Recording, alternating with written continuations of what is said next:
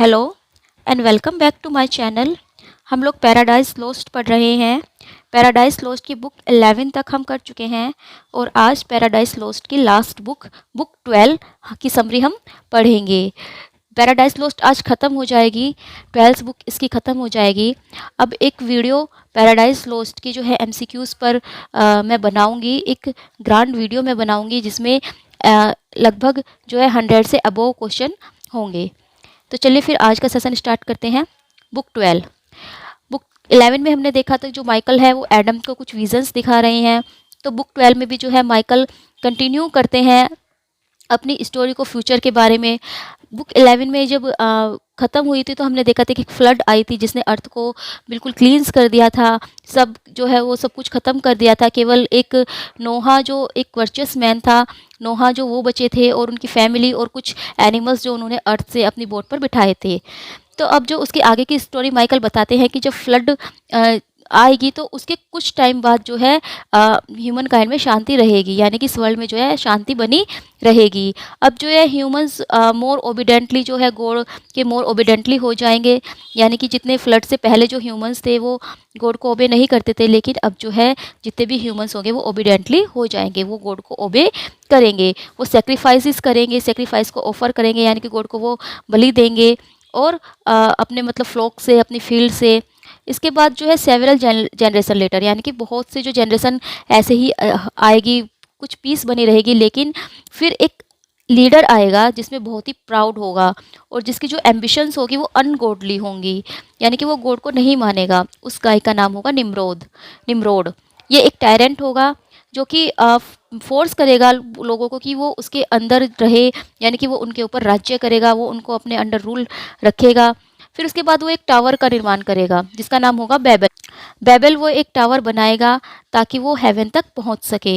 लेकिन गॉड जब ये सब देखेंगे तो वो पनिशमेंट उनको देंगे। वो जो है जितने भी व्यक्ति, जितने भी जो पीपल उस टावर से एसोसिएट थे, जो टावर को बना रहे थे, वो उन सबको पनिश करेंगे और वो उनको जो है क्रश करेंगे कि वो सब अलग अलग लैंग्वेज बोलने लगेंगे ताकि कोई भी जो है एक दूसरे को न समझ सके।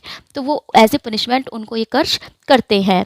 फिर इसके बाद जो है एडम कहते हैं कि हाँ ये सच है, कोई भी व्यक्ति जो है किसी को भी जो है डोमिनेट नहीं करना चाहिए दूसरे लोगों के ऊपर, क्योंकि जो हर व्यक्ति है वो अपने नेचर से फ्री है। तो माइकल कहते हैं कि हाँ तुम सही कह रहे हो, हर व्यक्ति फ्री है, लेकिन इस लिबर्टी की भी जो है एक बाउंडेशन होती है। मैन जो है केवल मैन की जो ट्रू लिबर्टी है वो केवल ये है कि अगर वो राइट रीज़न से ओबे करे, यानी कि दूसरों की जो लिबर्टी है वो उसमें इंटरफेयर ना करे। अगर कोई व्यक्ति दूसरे की लिबर्टी को छेड़ता है या दूसरे की लिबर्टी छीनने की कोशिश करता है तो ये एक ग्रेट सिन है। माइकल फिर कहते हैं कि गॉड जो है, जब जैसे पीपल जो करप्ट हो रहे हैं तो उनसे जो है गॉड बहुत ज़्यादा शिक हो जाएंगे, वो परेशान हो जाएंगे। तो इसीलिए वो एक नेशन को चूज़ करेंगे जिसका नाम होगा इज़राइल, ताकि वो राइज कर सके। फिर वो एक पर्सन को लेंगे अब्राहम नाम के, और जो कि आइडल्स की वर्शिप करता था, यानी कि जो गॉड की ओबे करता था, एक वर्चुअस मैन वो था। तो गॉड जो है उन्हें कमांड देंगे और अब्राहम जो है अपने नेटिव लैंड को छोड़कर चले जाएंगे और वो कैनन एक प्रॉमिस लैंड है जो भगवान, जो गॉड उन्हें देते हैं। गॉड जो है अब्राहम को एक प्रॉमिस लैंड देते हैं कैनन। तो अब्राहम अपने नेटिव लैंड को छोड़कर कैनन में चले जाएंगे और जो उनके डिसेंडेंट्स होंगे वो भी इजिप्ट में मूव कर जाएंगे, यानी कि वो इजिप्ट में चले जाएंगे।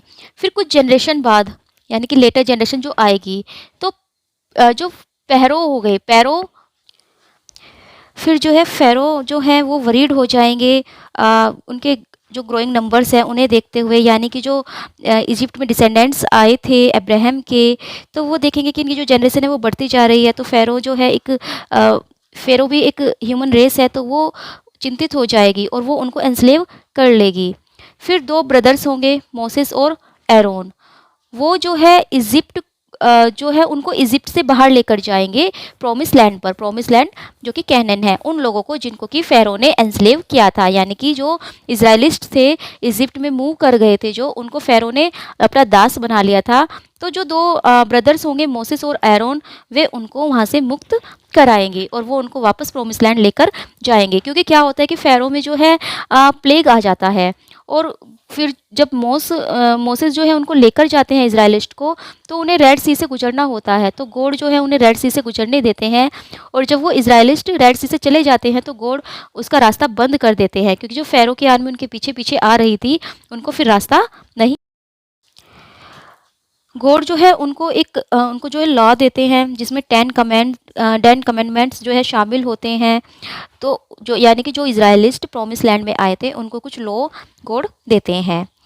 अब जो प्रोमिस लैंड में सेटल हो गए थे तो कुछ टाइम के लिए जो है वहाँ पर भी शांति रहती है, लेकिन बाद में फिर वहाँ पर वॉर भी होते हैं, और गॉड जो है अपने जज से और राजा से, यानी कि कुछ राजा होते हैं, कुछ जज होते हैं, और उनसे जो है प्रोटेक्ट भी पीपल को करते हैं। इसके बाद एक किंग होंगे सोलोमन। सोलोमन एक मैसिव टेम्पल बनाएंगे, हाउस द आर्क। और लेकिन बाद में क्या होगा, जो सोलोमन के फॉलोवर्स होंगे वो उनको डिस्ट्रॉय कर देंगे, और इज़राइलिस्ट जो है उनको कैप्चर कर लिया जाएगा और उनको इम्प्रिजन किया दिया जाएगा बेबीलोनियंस के द्वारा। बेबीलोनियन के द्वारा जो है उनको 70 साल के लिए कैप्चर और इम्प्रिजन किया जाएगा। फिर जो है कुछ समय के लिए फिर पीस हो जाएगी, लेकिन उसके बाद जो है इज़राइलिस्ट वो आपस में ही लड़ने लगेंगे, और फिर एक स्ट्रेंजर यानी कि रोमन को जो है अपने ऊपर वो राज्य करने देंगे। और फिर कुछ टाइम बाद, यानी कि बहुत सारे रूलर्स होते हैं, उसके बाद जो है मसीहा आएंगे। मसीहा, जिनको मसीहा कहा जाएगा, या चूसन वन जो होंगे जिन्हें गॉड चूज़ करेंगे, और उन्हें जीसस भी कहा जाएगा, यानी कि वो गॉड के सन होंगे। तो काफ़ी जो रूलर्स आएंगे उसके बाद जो है जीसस इस दुनिया में आएंगे, और वो फिर से जो अर्थ और हेवन को एक साथ लेकर आएंगे।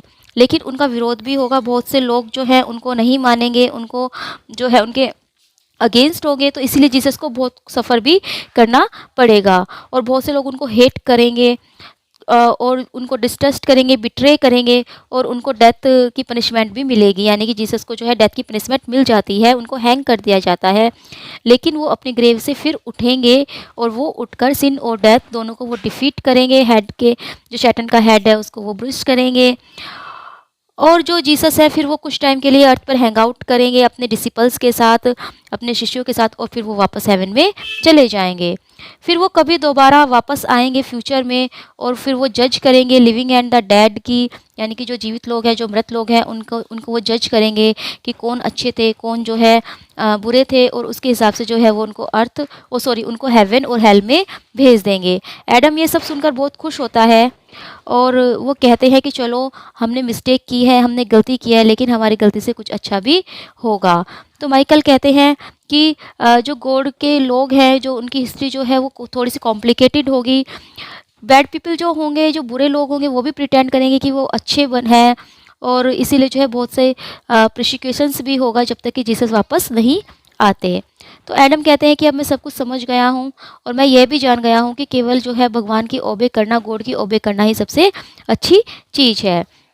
तो माइकल कहते हैं कि अब जो है तुम्हारा टाइम आ गया है, अब तुम्हारा समय आ गया है, अब माउंटेन से हमें नीचे उतरना होगा, और एडम को जो है जल्दी ही गार्डन छोड़ना होगा ईव के साथ।